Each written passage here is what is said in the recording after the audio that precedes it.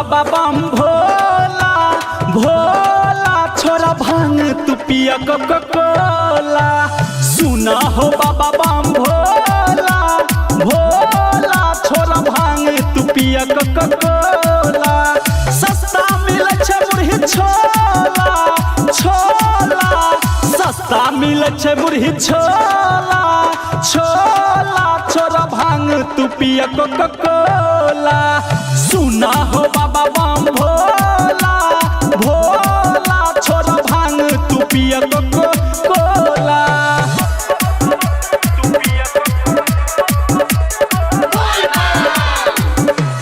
कंचन इब्राहिमपुर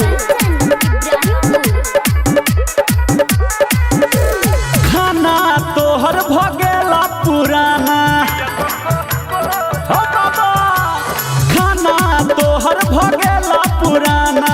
आब गेले हो बाबा नया जमाना। पिज्जा आ बर्गर के पूछै छै, भांग से नीक हो स्वाद मिलै छै।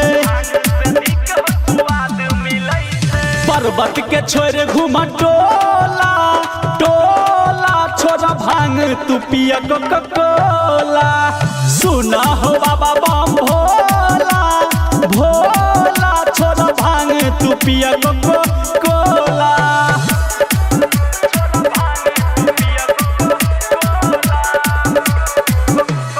कंचन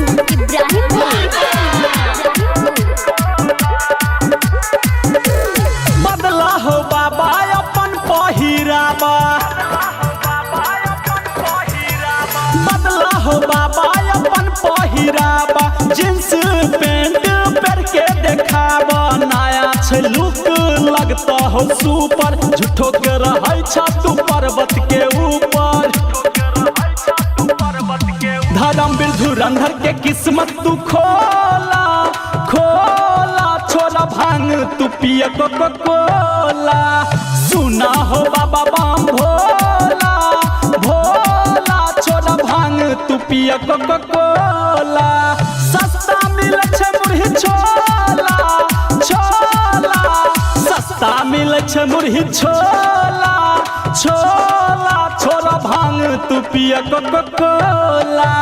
सुना हो बाबा बम भोला भोला छोरा भांग तू पिया कोका